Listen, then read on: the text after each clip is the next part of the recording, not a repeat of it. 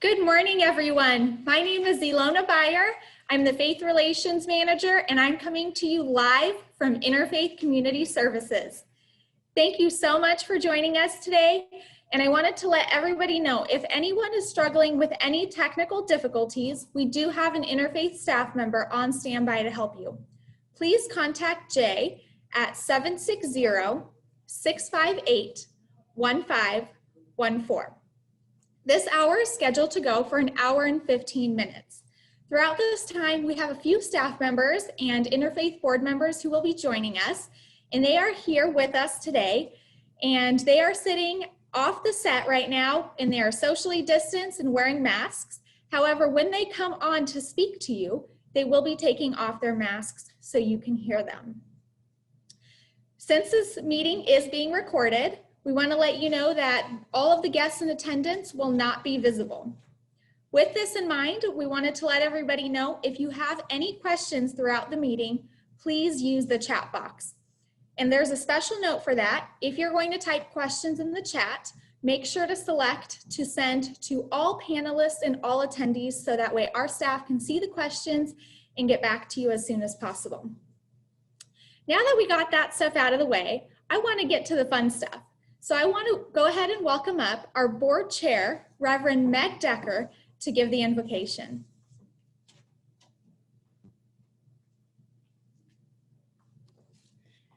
Thank you. So excited to begin our annual meeting, and let's begin our annual meeting with prayer. So let us all pray. Gracious God, we thank you for this opportunity to serve. We thank you for all who have responded to your call to make our community better. We thank you for those whose vision have created this organization. Be with us now as we face the challenges of the days ahead. Bless our work. Bless all who contribute their talents, their energies, their finances, their resources, their ideas to the work of serving our neighbors in need. May all we do strengthen our communities, make this place a beacon of hope to those in need, that all may know that there are people who care, that there is hope in this world, that there is love, and that love wins. We ask this for the sake of your love. Amen. Now let me begin our meeting, and we're going to begin the meeting with some board work. Now the board of directors is a small group that provides direction and guidance for this organization. There are currently 19 of us, and we represent a wide variety of faith communities, business leaders, people who have volunteered for Interfaith, all bringing all sorts of skills and resources, ideas, energies, and points of view to the work of helping Interfaith Community Services make a difference in our community. So on that board, we are saying goodbye right now to several members. 3 people are leaving our board, and we are sorry to see them go, but we are thanking them for their work. And those 3 folks are Sami Award and Faye Renner, who have served for a brief period, and they are moving away. So we're sorry to see them go, but we thank them for their service. And then Diana Van Duzer, whose face you also see on that picture. Diana is retiring from the board so that she can put more time into volunteering for direct client services. So Diana, we thank you for your work on the board, and we thank you for staying with Interfaith Community Services. Thank you to all of you who have put your time and your energies and talents into our board service. Now, 3 people leaving, 3 people joining, and you see now our 3 new board members. We have Daryl Schrader, Dr. Daryl Schrader, we have Ms. Gungadeep Kaur, and we have Pastor Hector Morales, all coming on the board at this time. You may remember, all of you watching this meeting, that our board is elected by a general membership meeting. A general membership meeting is the meeting of our faith communities, and our faith communities choose the board to serve. So these board members have already been elected. They're already on the board. And let's end this part by saying thank you to everyone who's serving on the board. whether we've mentioned your name or not, many of you who are watching this meeting, thank you for being part of the board. Now, all of you who are on the board, you know who you are, and I've mentioned that. You're paying attention, right? Because we have one little board piece of work, and I need you all to be ready on the chat to support this. So on the screen in front of you, you see the minutes from last year's annual meeting. All those minutes written there, read them very, very quickly. They are, of course, accurate. And what I need from the board is from one board member or many board members to move that we accept these minutes. So just chat that, just put that in the chat, that you move this acceptance. And while someone does that, someone else bravely second that. So a motion and a second. We've got those.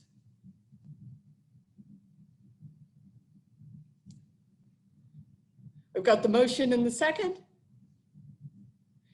Then let's get all the rest of the board with fingers ready on your keyboards to type in the chat that you approve. And all you have to do is type a Y for yes. So all those board members in favor of accepting these minutes, ready?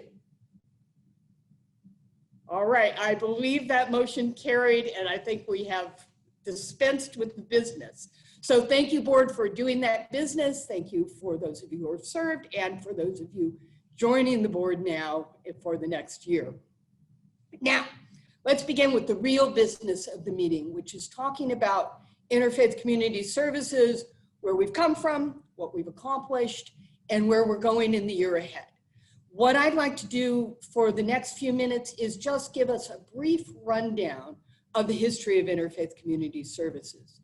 Now, I know many of you who are watching this meeting have been part of Interfaith for a long time, and you may have even been part of this history. You certainly know this history, but we want to review this history yet again because the history of Interfaith Community Services, where we come from, dictates a lot about where we are going. It gives us our unique identity. We are not just any social service agency, we are Interfaith Community Services, providing a unique opportunity for caring, a unique opportunity for volunteering, and a unique way of serving our neighbors in need. So, Interfaith began in 1979, when a small group of diverse faith leaders got together, and they got together not to do the sort of social services we expect Interfaith to be a part of, but they got together to stop a hate march in Escondido. White supremacists were planning a march in downtown Escondido. A white supremacist was also running for Congress at that time. And these faith leaders got together, told their faith communities to pay attention to the election, let them know what was at stake, invited and advised them to vote in an appropriate way. And lo and behold, it worked. No hate march. The white supremacist who was running was resoundingly defeated. And after that, the faith leaders who had been part of this movement realized they could do much more together than they could apart. And so with that idea, they turned to the issues of their community saying, what now? What can we do to serve our community? And what they decided to do was respond to the issue of hunger. Hunger that was a result of poverty around them, and thus Interfaith Community Services began helping our neighbors, creating our motto, which is helping people help themselves. And from those small beginnings, a food pantry, which led to a kitchen, which led to some shelters, from those small beginnings, we have created comprehensive services, a wide variety of programs addressing many, many needs in our community. Now, when I say the word comprehensive, usually we use that to describe the wide variety of services that we have, that we cover many of the needs that provide concern in our community. But that word comprehensive, it means more than just the wide number and wide variety of our programs. It also is an attitude, because we are a community-based organization. And comprehensive means not only do we meet needs, but we delve into the causes. We look at why do people need the services of interfaith community services? What are the underlying causes of poverty, of hunger, of homelessness in our community? And looking at those needs, we look to find answers. Comprehensive means we work together. A wide variety of faith communities, business leaders, volunteers, all supporting one cause. So with that idea of comprehensive, I'd like to invite our CEO, Greg Angel, to come forward, and he's going to give a little conversation about some of that comprehensive work and what is behind the needs that Interfaith Community Services answers. Thank you, Meg, and thank you everyone for joining us today. We are so happy to have you with us. We're kind of bummed that we're not all together in person, but we're excited that we could be together virtually. And we had more than 300 people signed up today, many of you planning to watch with families and groups. So this could actually be the largest, most well-attended gathering we've ever had. So thank you for being here. Meg shared about the comprehensive nature of what we do. If you've listened to our podcast, you heard earlier this year from a researcher who we had on the show. Most of our podcasts, Homeless in San Diego is the name of the show. You can find it anywhere you get podcasts. Most of the shows feature people who have overcome homelessness, sharing their experience, their story, and their strength. But earlier this year, we had a researcher on who shared what she has done to try to identify and predict who will become homeless. She looked at millions of records within Southern California, and she came up with a formula that with a very high degree of accuracy actually could predict who would become homeless. So on the show, we were pretty blown away by this, and we wanted to know, well, what is the number one factor that indicates whether someone will experience homelessness or not? Is it income? Is it disability? Is it age? Is it family background, addiction, mental health? It was none of those things. The number one factor that predicts if someone will become homeless is the zip code they live in. The zip code they live in. Individuals in financially disadvantaged communities are more likely than anyone else to experience homelessness. From our data here locally, we know that in San Diego, our most financially disadvantaged communities are made up primarily of non-white people of color. These inequities are immoral. When we look at some of the causes and some of the challenges of individuals living in our most challenged, financially challenged communities, we see injustices that have been in place for many generations. Each of those experiences is unique to each individual. What you do through Interfaith Community Services is to help walk with people to overcome those immoral inequities. And with that, we're very honored to introduce you and share with you somebody who you helped this last year, Kimberly. Andrews, and today I'm going to share my story. Being at the wrong place at the wrong time. That's what landed me in prison.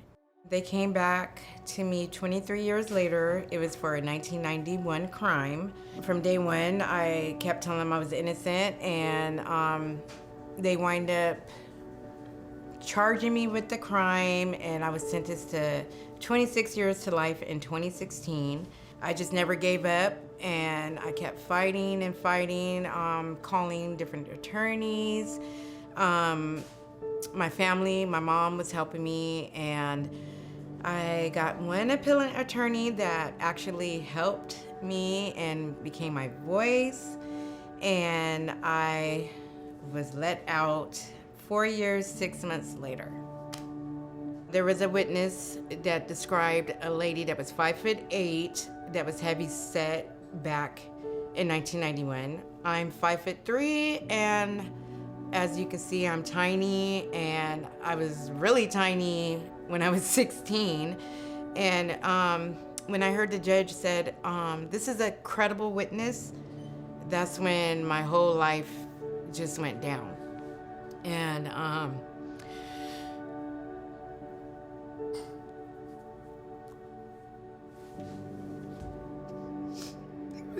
it just, you know, everything was stripped from me, everything. My job, my house, my kids, everything. And it's just, you know, I just hope that one day the system could be fixed, you know, and it was, you know, I was locked up and I met so many people in the same situation that I was in.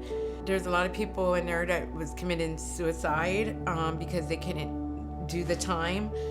And just stay focused. I just stayed focused. And, you know, my mom and my kids were, you know, they'll send me uplifting cards. You know, that's what got me to do this time without even thinking about suicide. Pray, pray, pray, pray, pray, and not turn your back on anyone. You know, you become isolated, you know, once you're in there. I know when I'm still going through the isolation, and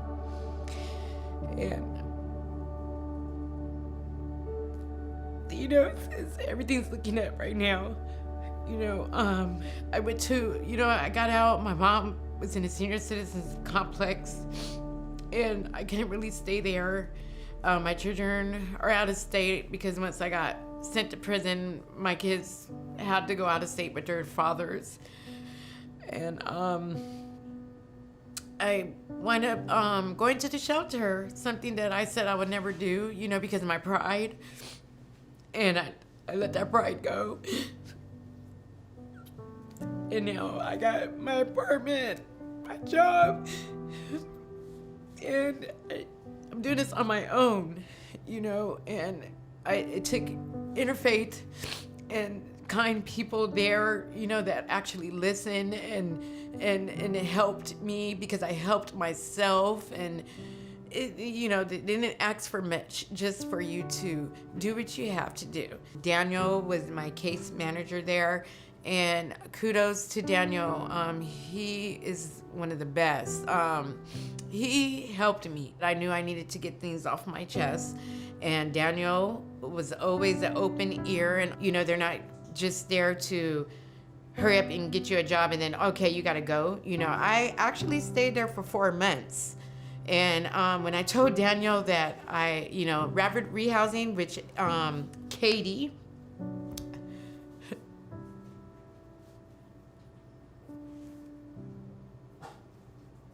she helped me out a lot too.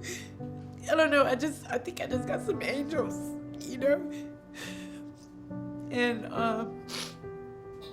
it's like afterwards, you know, when they helped me, they never stopped helping me. I mean, I've been in this residence, it will be a year in December, and I still get phone calls from Daniel at Interfaith. I still get calls from Katie at Rapid Rehousing, just to check on me, to see how I'm doing, to ask me, do I need anything? And I mean, they're caring, you know, and you need that if you don't have anyone else. I'm just so blessed that there is services like that. I mean, there's services for food if you need it. Everything you need is just up to you to want it and to remain wanting it, and let them help you. You have to let someone help you in order to get help. And that's what I did. I let them help me. And I'm so thankful because now I'm not in the streets, you know. I didn't know where I was going. I didn't know anything. And Escadona Interfaith was my reentry, and it's still my reentry. Just thank you so much.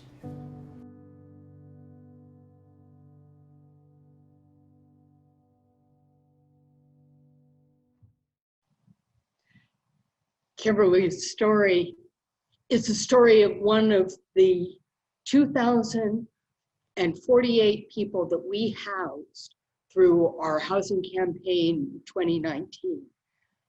But you know that story shows us that those 2,000 people aren't statistics. Each one of them a unique person, each one of them with their own story, with their own unique challenges, needs, and that's what Interfaith is all about. In the past year, we served over 20,000 unique people, including 5,328 children and 798 veterans. And there's lots of other details that we can give you. You will all be receiving an annual report. There will be a link in your email, and it will also be available on Interfaith's website so that you can see in a green and eco-friendly way all the statistics of all the many things we do at Interfaith Community Services. Now, I told you earlier that Interfaith provides comprehensive services. And what we mean by that when we talk about our services is the wide variety of programs we have here. Over 40 programs serving all sorts of unique populations, veterans, seniors, children, the chronically homeless, the families on the edge. We serve many different people, many different needs. Now, Interfaith's programs, because there are so many, can be very difficult to keep track of, and so they are organized. And that's what I'm going to talk about for a little bit here, the many different programs we have in their organizational structure. We have 5 focus areas. That's not 5 different programs, that's 5 different areas of programming, each one concerned with a particular type of need. And I'm going to go over each of those, and again, those statistics are going to be in your annual meeting report that you're going to get. But first of all, let's talk about clinical and behavioral health. These programs reach out to our most vulnerable neighbors in need. And you can see there with the statistic on the screen, 1,078 people who are experiencing homelessness. These are the people on the street. These are our vulnerable neighbors, chronically homeless, been on the street sometimes for years, no resources, outreach, and worked with those people. Outreach means that we go to them, our services, find them. They don't necessarily come here. So 1,078 people with clinical and behavioral services. Now we see employment and economic development. Of the people who work with our program, there are 622 people gained employment through Interfaith Community Services. And one of our other major programs through employment and economic development is the TYA, or Transitional Youth Academy, working with high schoolers on the coast. And of that program, all the high schoolers they worked with, all those youth in risk, 100% of those youth graduated this year. And 100% of those graduates are now enrolled in college, moving forward with their futures. Next of our program areas, we have housing. Just talked about that. Our Housing 2019 campaign housed 2,048 people in 18 months. That was a campaign we were sponsoring last year. And housing is one of, as we all know, one of our major programs here. Recovering Wellness is our newest program, and it operates actually right here in Escondido. And our detox program is the only detox program where people can go safely without having insurance, and they can gain sobriety. So 98 people have been through our detox program, gaining their sobriety, and then the next step, residential treatment. Our residential treatment program, again, right here on this campus here in Escondido, 330 people have been served by that program right now. We also have an outpatient program that takes people after they've finished the residential program and moves them forward in their sobriety. Then our next area of service is supportive services. And really, this is the core of Interfaith. If you see a picture of our services, you'll see this one right in the middle because it belongs right in the middle. Supportive services is the emergency services. Almost everyone who finds Interfaith comes first for supportive services. Supportive services provides food. Supportive services prevents homelessness, paying those bills, the power bill, the rent for the month where people are going to be kicked out if they don't get that bill paid. And another part of supportive services, kind of interesting there on the bottom of the slide, we complete tax returns. This year, 1,824 tax returns to be completed. And look at all that money that went back. $2.8 million in refunds back to families who can use that money for themselves and for their families. These are ways that Interfaith Community Services works. And if you've been to one of these meetings before, you know that we do this all the time, year after year. The numbers change, but the programs remain. The needs, the way we help our neighbors in need. Every year, 2019, 2020, except, 2020 has been a little different. So I'd like to introduce my colleague here, Pastor Fadri Webb. He's the vice chair of Interfaith's board, and he's going to talk about how 2020 was so entirely different. Thank you, Reverend May.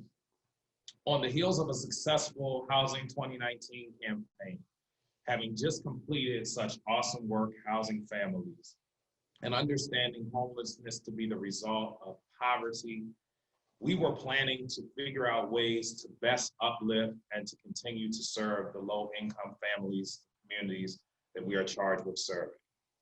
And then out of nowhere, COVID happened. But thankfully, you were there to help, and we never skipped a beat.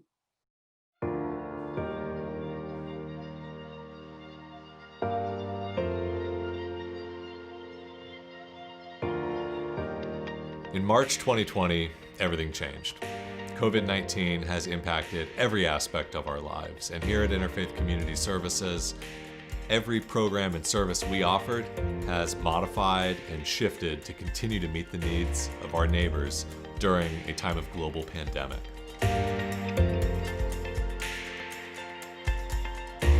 Interfaith operates more than 50 programs and services, and almost every single one of them kept going throughout the crisis. There were a couple, like our senior minor home repair program, that had to pause but have now resumed. But with those few exceptions, we never stopped, and we've actually grown and had to increase the amount of services that we're providing in the community.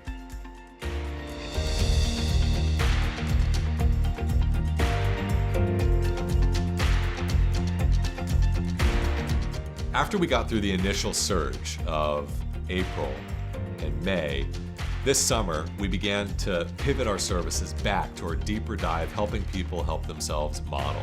And we're providing intensive case management to thousands of families here in North County, helping individuals with employment, with housing, those who have had a hard time finding a way to pay rent while they're out of work. We're helping them to stay current. For those individuals who are without housing, we're helping them move back into housing and find new homes, all while our array of programs and services continue to operate.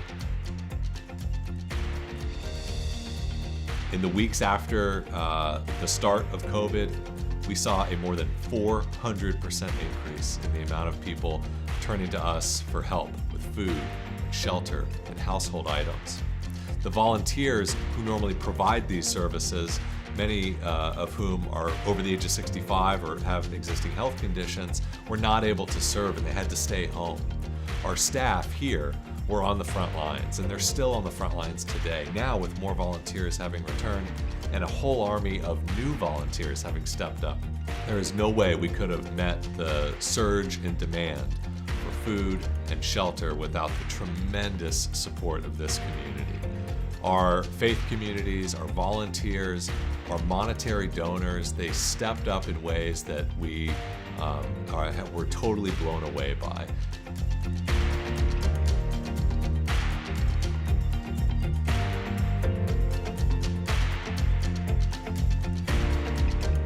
The sad reality is that we know the needs of our low-income neighbors are only beginning to be seen as a result of COVID.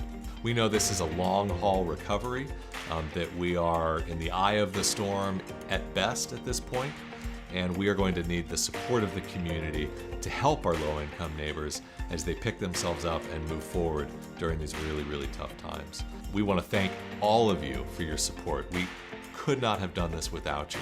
And I call upon you to continue to walk with us, to continue this journey of working together to help with basic needs, employment, housing support, and all the things that a lot of people who are hurting right now are going to need a little support with in the months ahead.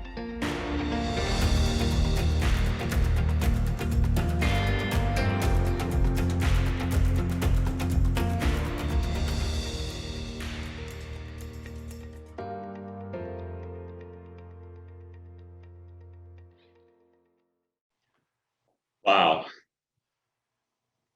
I'm so happy that you, our amazing supporters and our partners in this work, got a chance to see your work in person. So many of you are usually here, those of you who are volunteering, those of you who are providing in-kind donations, those of you who work here at Interfaith Community Services, but many have not been able to be present since March. So we wanted to show you how you have been on the front lines yesterday and today, helping people in this time of need. We're recording this live right now in our nutrition center, and just outside the doors, services are happening right now.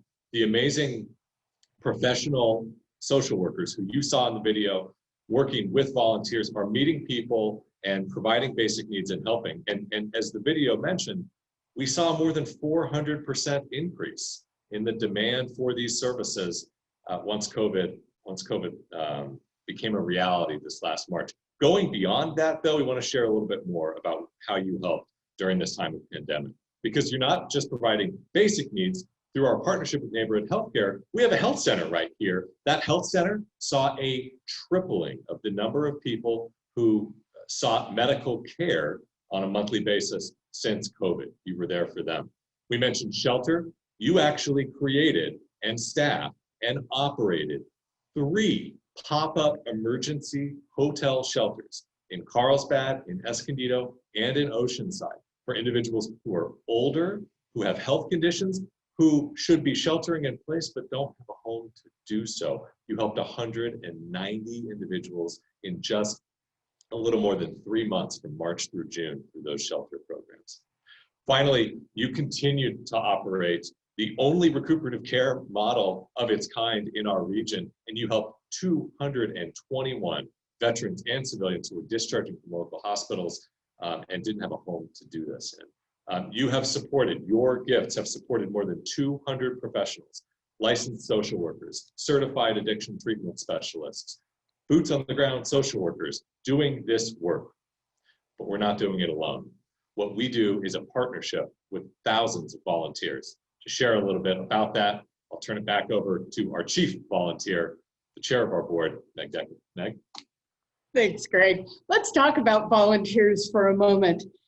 Interfaith has around 3,000 volunteers, and that's one of the reasons why we are a comprehensive organization, because we have community support. In fact, I know a lot of you watching this meeting right now are volunteers, and if you are a volunteer, why don't you just type a little hello there in the chat so we can get an idea of how many of you are out there watching this meeting, remembering what Interfaith is up to, and sharing with your neighbors the good work that you are a part of here at Interfaith Community Services. Now let's talk a bit about what those volunteers do. You can see on the screen there, 41,000 hours. You can see the meals and sack lunches there, 146,000 meals and sack lunches. And I know many of you have made those meals, distributed those lunches, made those sandwiches, spent time in the kitchen here, and there's more. Volunteers at Interfaith help with tax returns. Volunteers at Interfaith do intake interviews. Volunteers provide legal assistance. Volunteers at Interfaith do so much. And in 2020, when so many of our volunteers couldn't come, Interfaith didn't skip a beat. We lost 90% of our volunteers, and yet we gained volunteers.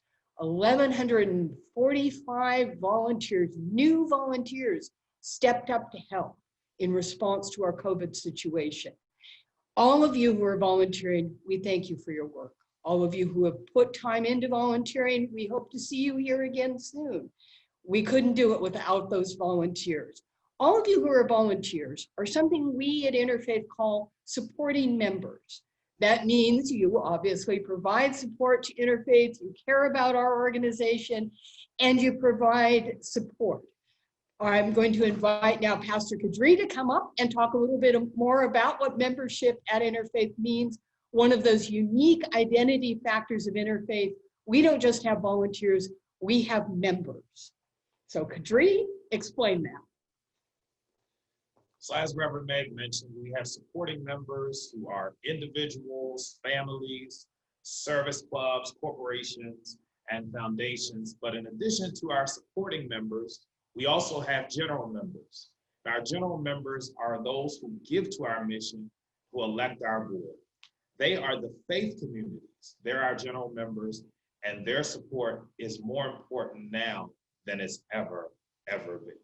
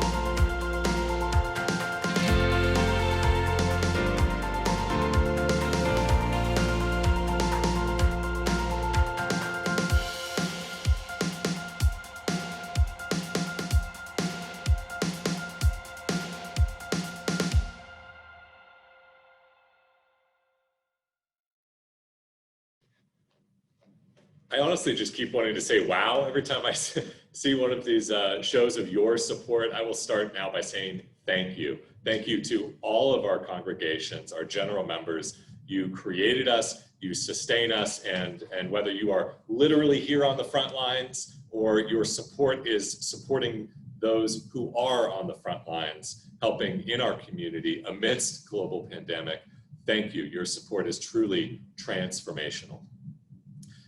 Every year at this annual meeting, we also select one supporting member, an individual or a family who is supporting interfaith community services, who has made a transformational impact. And we provide a Lifetime Achievement Award. We call it the Sami Award. It's named after a former and longtime board member, Sami London Marcus. And this year, it's a little different because we're virtual. So we have a virtual presentation of the award we got to put this together recently with an absolutely amazing individual. And this year, because it's virtual, you not only get to learn a little bit about our recipient, but you also get to hear directly from somebody who he has supported. Enjoy. In February of this year, my house burnt down. I lost everything. Literally got out with the clothes that I was wearing. My dogs and my son. We had nothing. Somebody told me that I should go to Interfaith, and I did. I went to Interfaith, and they were very good to me. They gave me food right away, and the Red Cross helped me out and gave us a night or two at a hotel. I went to the VA because I'm a veteran, and they assigned me to the Interfaith VA liaison, Sheila. She started helping me right away.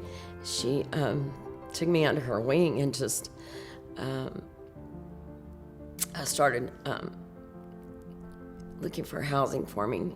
There was, she said that there was someone that was offering their home, and they were gonna have candidates that were in need, and she was gonna put my name in for me and my son. And I thought that was really wonderful. She said he was gonna offer us a home. And I got chosen, and which was awesome. And I came and I met Bob Wilson, and he allowed us to move into the home on his property. Our family have not really used the guest house, and I just couldn't see it sitting there, and not being occupied. And the first occupants were two girls. One was 23 and the other was 17. And they had lost their mother to cancer. They were going to be living in their car. And I just said, that just can't happen. So I put them up in the guest house.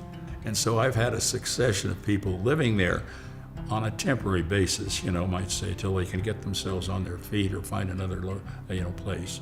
I really admire people whose philanthropy is not monetary. They give of their own free will, you might say, and to me that beats any monetary gift. And this is not a gift that really cost me anything. When somebody said go to Interfaith, I can't even tell you how much of a difference it was. The very first lady that they gave me to talk to, and she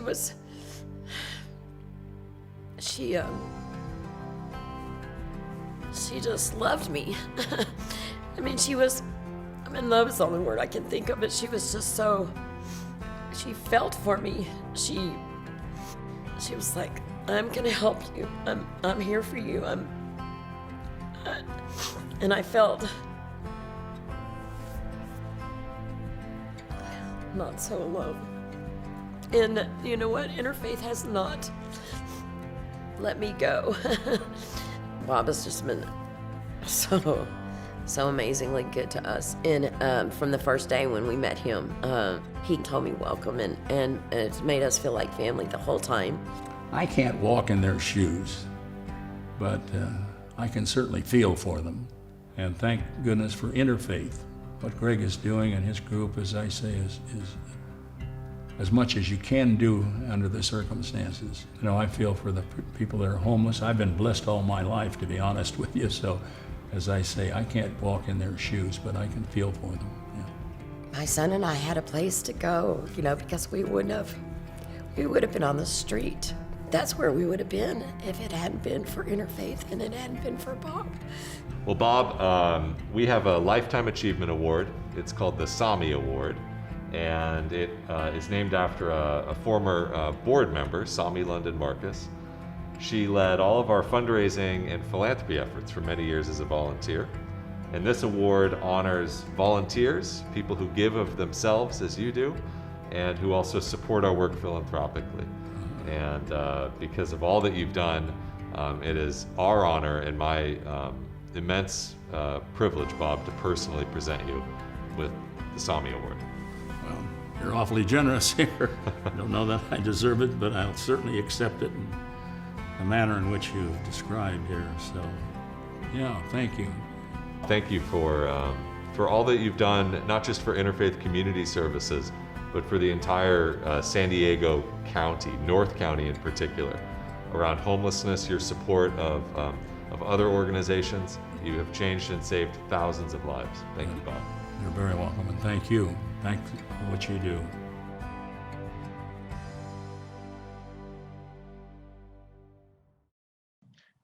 Bob is so humble that we couldn't get him to actually talk about so many of the things that he has done and given to help people in need here through Interfaith.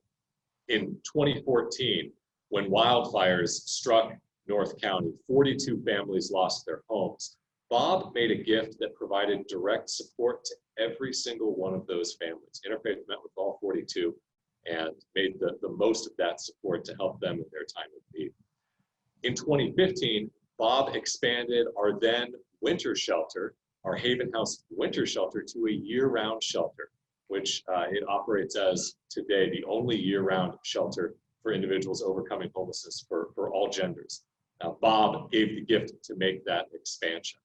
In 2017 and into 2018, Bob gave the lead gift for our original Housing 1,000 campaign to end and prevent homelessness for more than 1,000 people.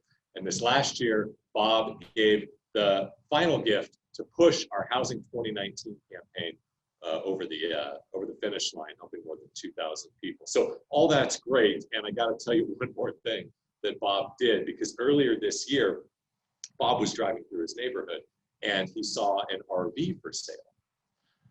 And so he did what we would all do, right? He bought the RV and found somebody who needed it, who he could donate it to.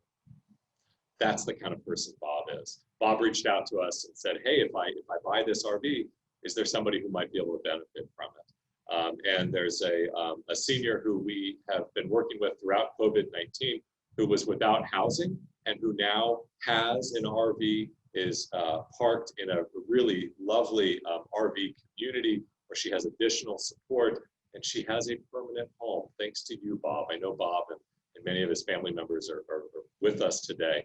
Bob, thank you. Thank you for all of your support. Thank you to just thank you for helping and caring for so many people. We're very honored to thank Bob today. We are honored to have the support and really trusted to have the support of thousands of our supporting members. These are the individuals, the corporations, the foundations investing in this work, creating the outcomes that we're sharing with you today, and that you'll get to read more of through our annual report, which, as Meg said, is going to be on the website. You'll get an email with a link to it later today. The supporting members have been so invested that we've grown amidst this pandemic, but we're actually out of space. So we don't have enough space to continue doing what we're doing and meet the needs. And this is creating some real challenges because— Okay, Greg, the board has heard this over and over. The need for space. We need space for services. We need space for storage. We need space for offices. We have heard this for years.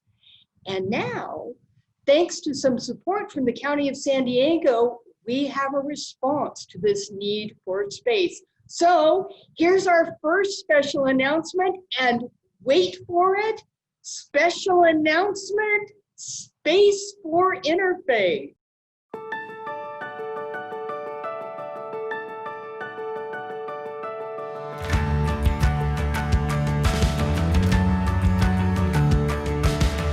One of Interfaith's most innovative programs is our recuperative care.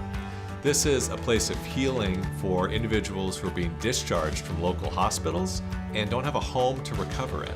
Since 2015, we've operated our recuperative care out of our 32-bed Hawthorn Center here in Escondido. The program works with more than 75% of our residents addressing the health condition that landed them in the hospital and moving into stable or permanent housing. And we have healthcare partners that want to expand the amount of people we can work with, but our current center is at its capacity.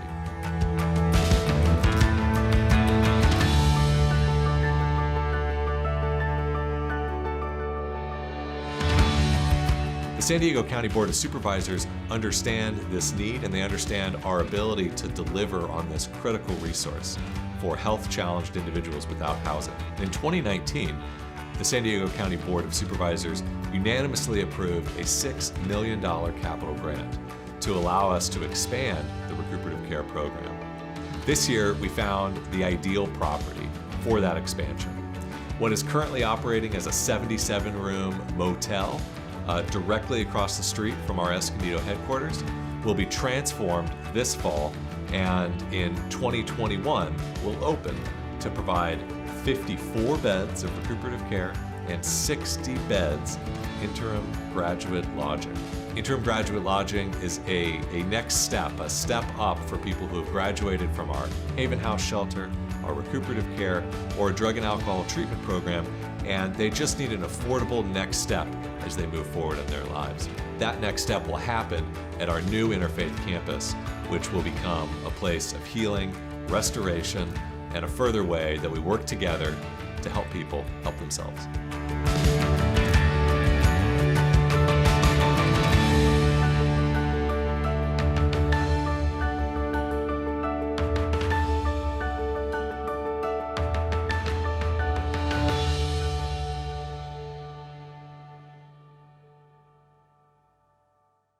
We are really excited about our new campus. It's going to be opened very soon, a few renovations, and we will be providing services.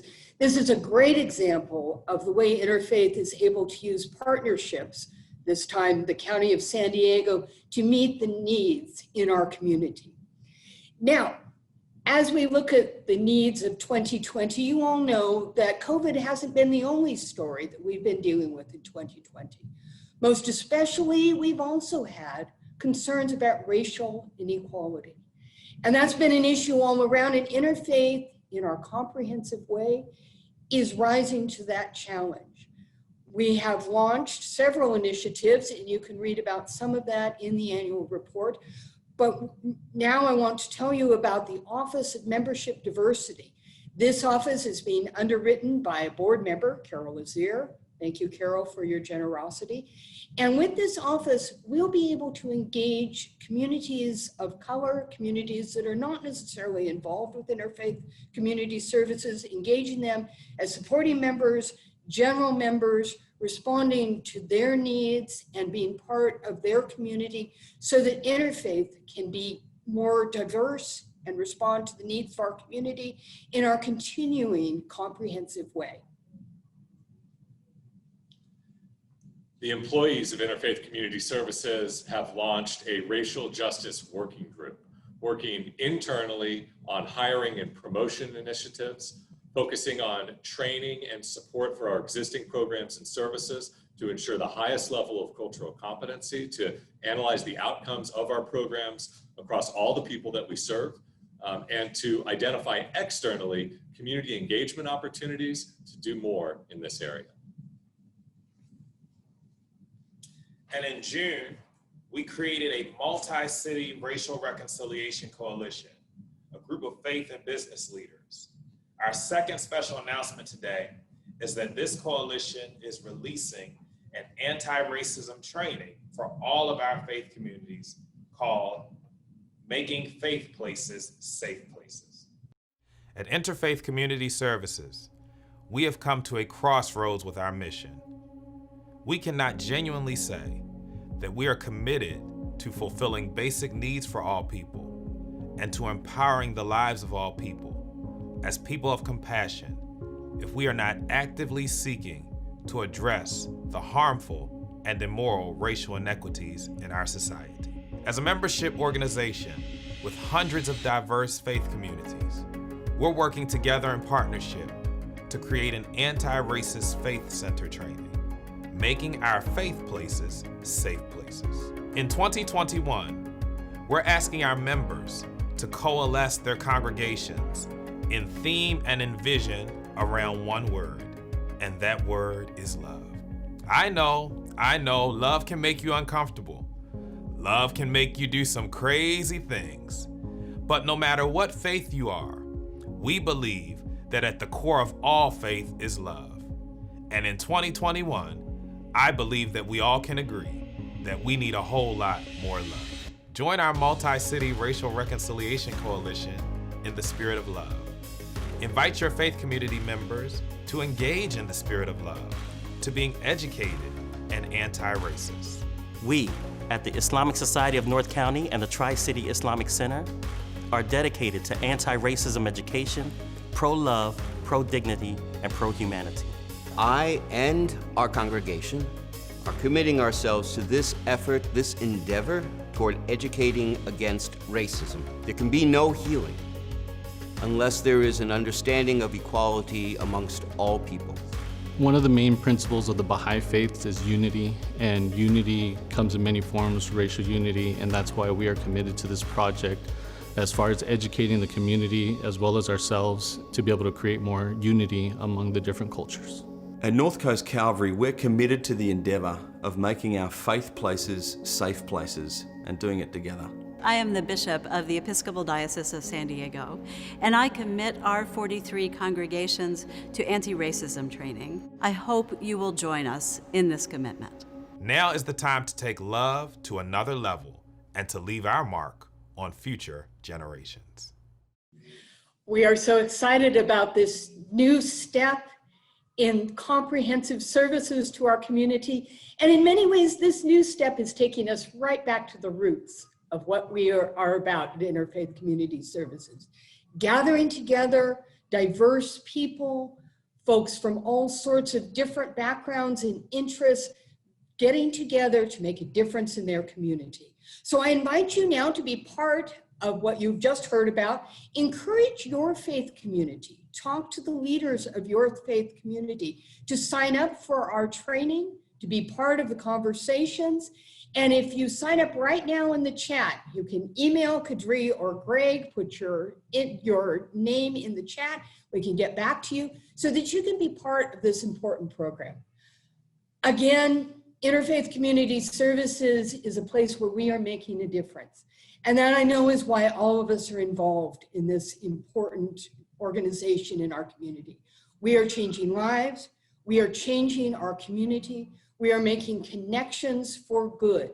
And I thank you for your support on behalf of the whole board, our board who is not with us, but the board who is there on the chat. I thank you for your being here, being part of our annual meeting, listening to all the great work we're doing, reminding ourselves of why we're doing this great work, and most especially looking to the future of new problems for us to respond to, new connections for us to make, new ways for us to make a difference in our community. So thank you for being part of this meeting. And as we close, I'd just like to say one more time, we appreciate your time. We appreciate your efforts. We appreciate your contributions. And wait.